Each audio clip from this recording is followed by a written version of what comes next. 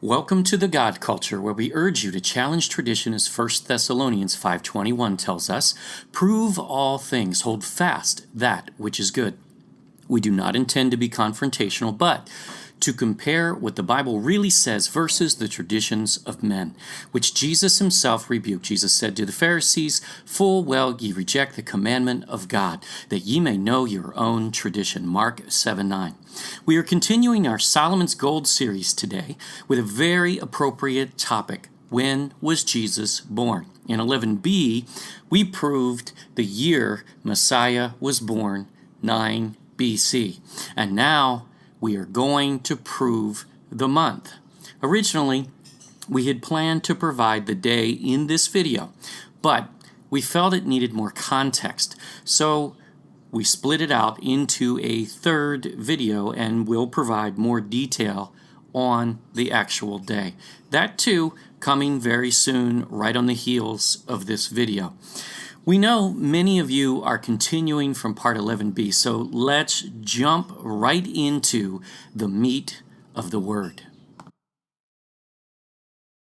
Luke 1:26 through 28. And in the 6th month, the angel Gabriel was sent from God unto a city of Galilee named Nazareth, to a virgin espoused to a man whose name was Joseph, of the house of David, and the virgin's name was Mary.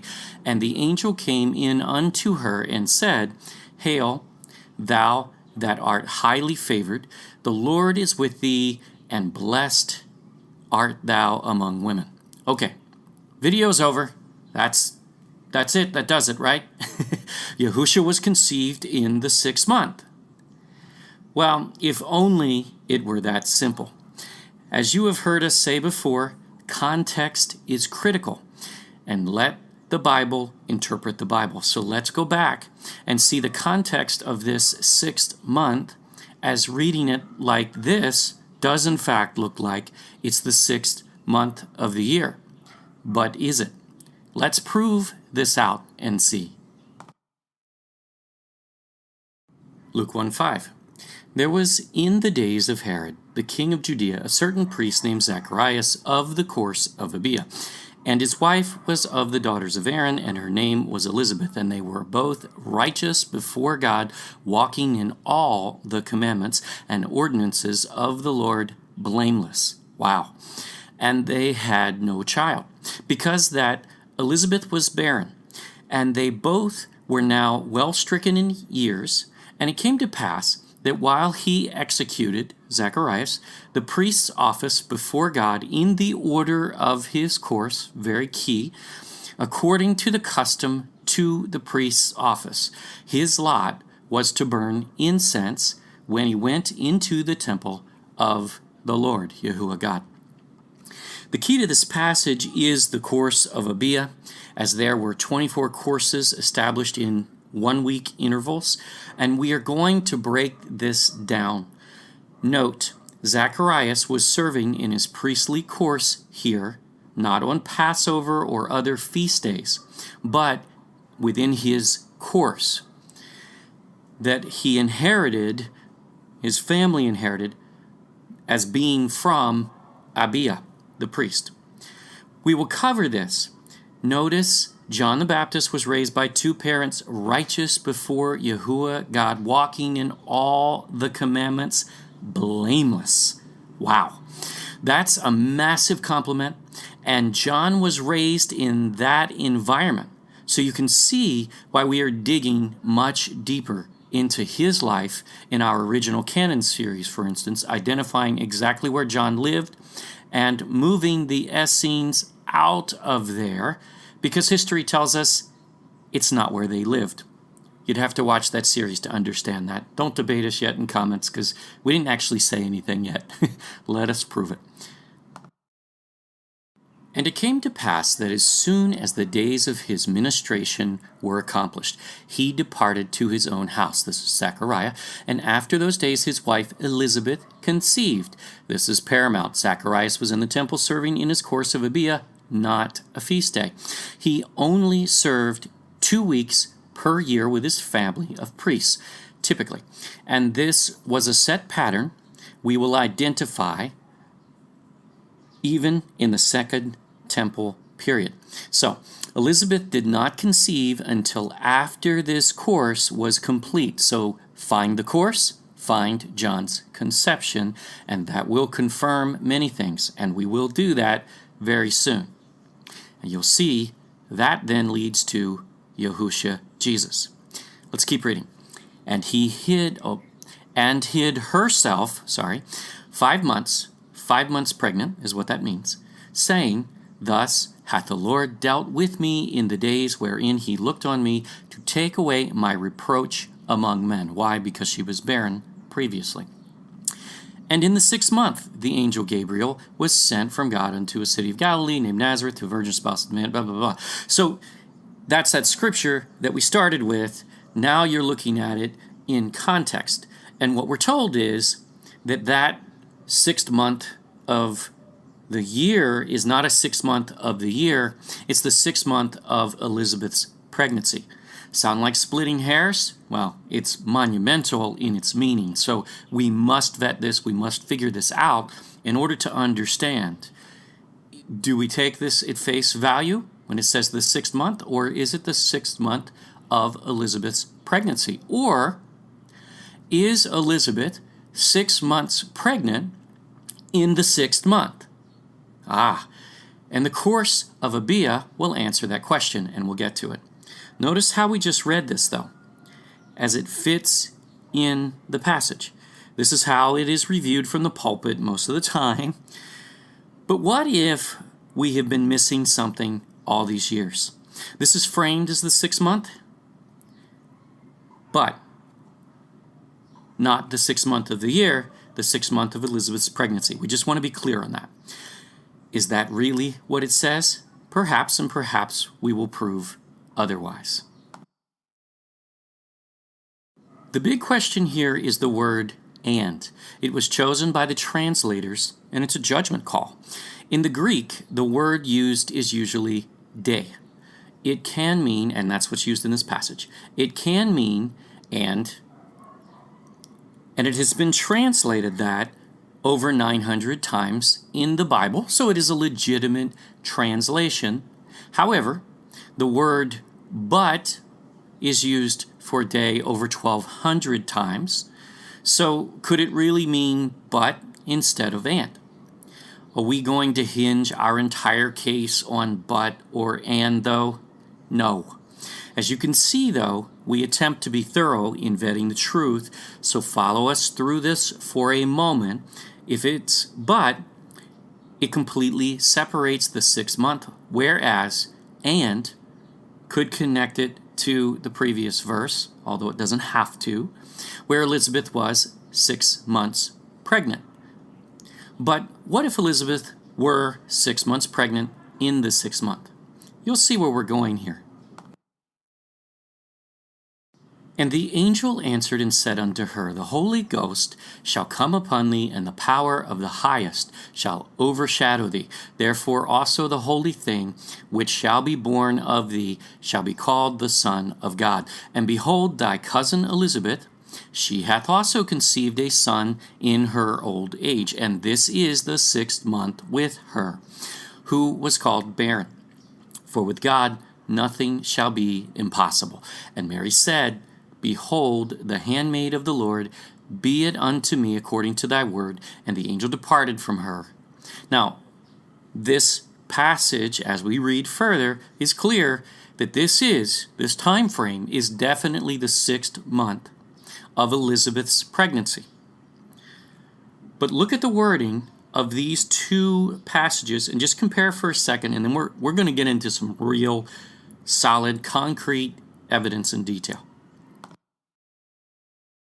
And in the 6th month the angel Gabriel was sent from God unto a city of Galilee named Nazareth to a virgin.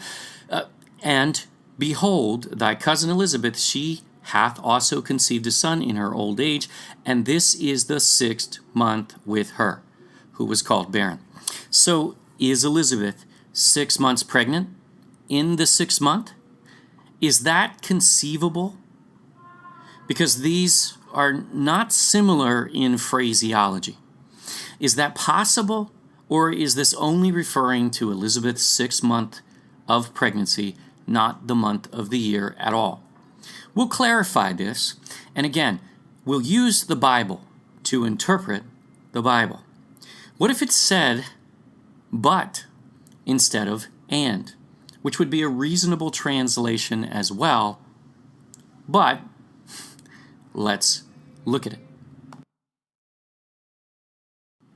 It would read like this. No, we did not just add or take away from the Bible. That is ridiculous, so don't even bother making that comment, please. But we are trying to clarify a translator's choice here, that's all. So what if it said, but in the 6th month the angel Gabriel was sent from God unto a city of Galilee named Nazareth to a virgin.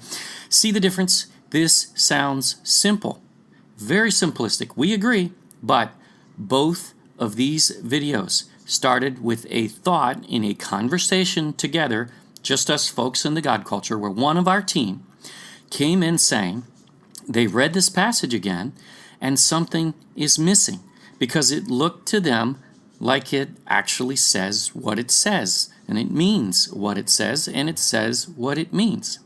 Well, we decided to explore the idea, and we have found this leads to much, and you're going to see what we mean very soon. Hang in there. We are about to get into some detail. So the progression here is Zacharias completes his temple service. Elizabeth conceives John the Baptist. Immediately following, Mary conceives in the 6th month when Elizabeth is 6 months pregnant. Now that would be the premise. Again, we will prove that out. Don't stop the video now and try to go into comments and debate because you got nothing to debate by yet. Let's chart this out and see what it means so we are clear. First, we are going to use the modern Hebrew months from the modern Hebrew calendar.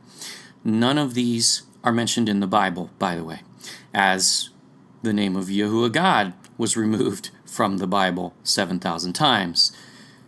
But the Bible normally refers to a number for the month, and there are only 4 months that actually have mentioned in the Bible that we found, and that's Abib being the first, the 2nd is Ziph, the 7th is Tishri, and the 8th is Bul. Now, none of these names are on the modern Hebrew calendar. So, anyway, how did this get replaced?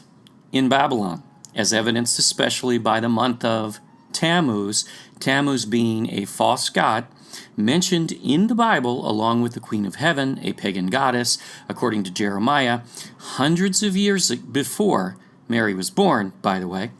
So do you think Mary would appreciate that title? No, definitely not. And whose birthday is December 25th? Well, not Yahusha, Jesus, we're going to prove, but in fact, that is Tammuz's birthday. So do with that piece of information what you will, and we do encourage you to research that out because that's important to understand. So we'll use this calendar, but when we use something we know needs to be fixed because there is no necessarily replacement yet, we will always try to tell you so. So if Elizabeth was 6 months pregnant in the 6th Hebrew calendar month, that means John was conceived in the 12th month, Adar. Notice this does not match up exactly to the Greco-Roman calendar, so it's usually February, March, but it floats into each month, depending on the year. There are years where it even starts in January. We'll keep this in context. And John would be born then in Kislev, November, December, basically.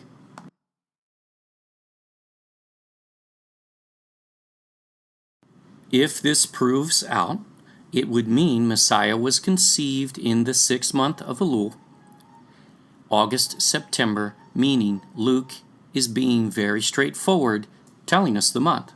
But we'll see. Which would mean Messiah was born in the 3rd Hebrew month of Sivan, or May, June timeframe.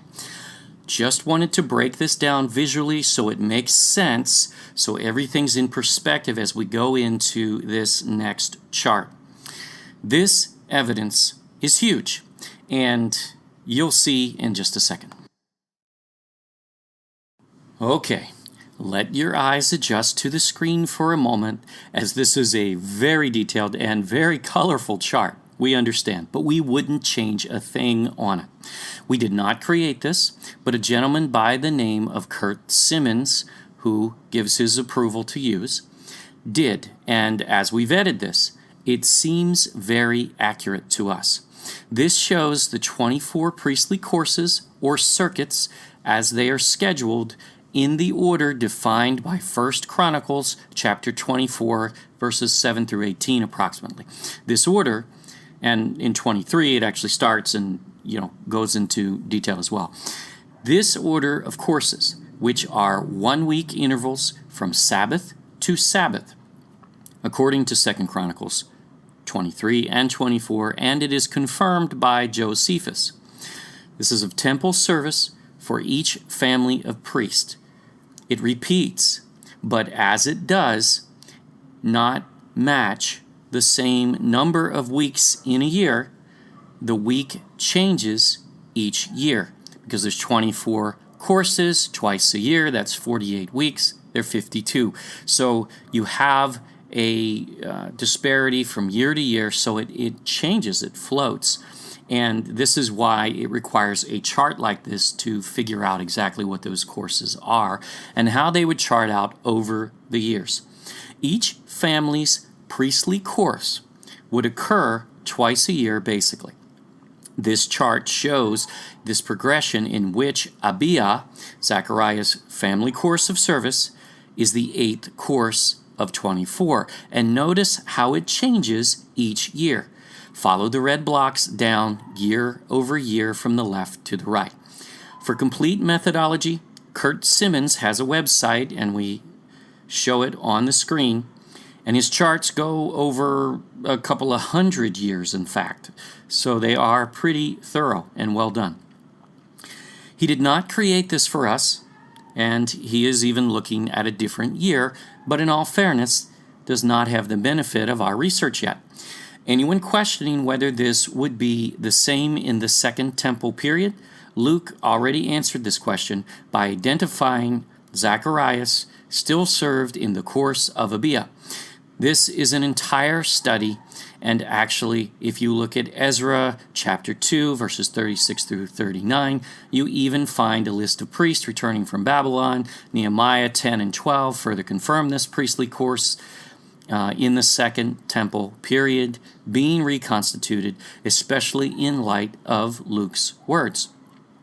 You can see the years across the top line and follow all the way over to 10 BC, which we marked. Why 10?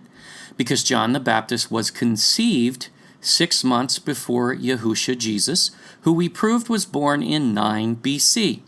We blew the next part up in the upper right. Zacharias, in the 8th course of Abia, served in the temple twice that year. But it is the first on which you see here that we are interested. Why?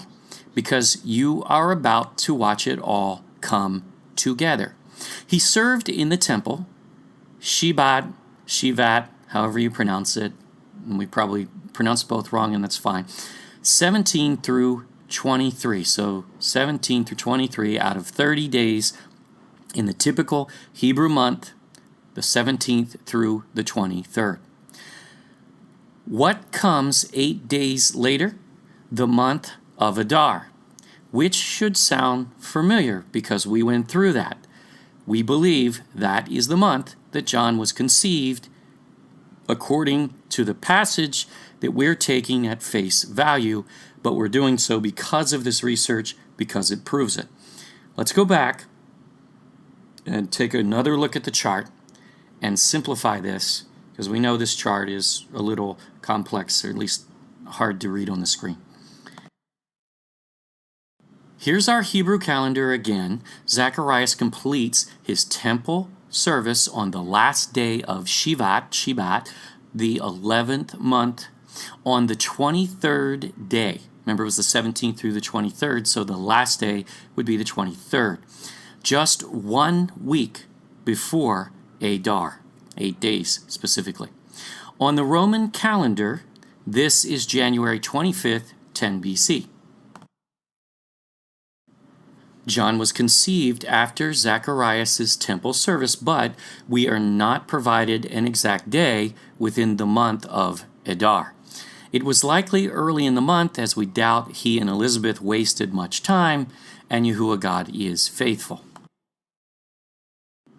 This matches Elizabeth being 6 months pregnant in the 6th-month Elul of the Hebrew year when Gabriel visited Mary.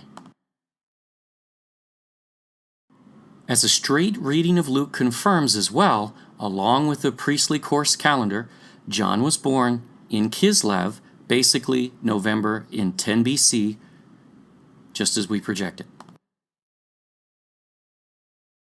Messiah was conceived in that same month of Elul, August, September, when Elizabeth was also 6 months pregnant, in the 6th month. This means Messiah was born in the 3rd Hebrew month of Sivan, or May, June, on the Greco-Roman calendar, in 9 BC. 2 down. But why the month of Sivan? Is there a reason? Oh, you bet. You're going to love this. Remember, this was not a chance pregnancy, but a fulfillment of a prophecy from the Garden of Eden, an ancient prophecy from Yahuwah God's lips. Yahusha, Jesus, chose the day in which he would be born. And when you find out what it represents, it will blow you away. This is why we decided to split the day into a third and final video in order to expound upon the meaning of that day. If you are watching as we upload, we cannot express how much we appreciate you and your comments. This third video is almost ready and should be up within a day or two. Thank you. So Sivan 3753 on the Hebrew calendar, or May, June, and we'll specify in 9 BC on the Greco-Roman calendar. Wow. After all these years, we really can know these things. Hallelujah. We thank you for watching our Solomon's Gold series. Make sure you are notified by YouTube as we upload new videos by clicking the subscribe button below this video. And be sure to click the bell as well. Share this with others. And check out our website at thegodculture.com. If you enjoyed this teaching, check out our other videos where we find the Garden of Eden, the home of Adam and Eve, the rivers from Eden, Ophir, Tarshish, Sheba, Jonah's journey corrected, where Noah's Ark landed and it wasn't Turkey and we prove it, where John the Baptist lived, and so much more, all from a biblical perspective, biblical sources, expounded with historic references, science, archaeology, language, geography, and more. Always remember to prove all things for yourself. Yahuwah God bless.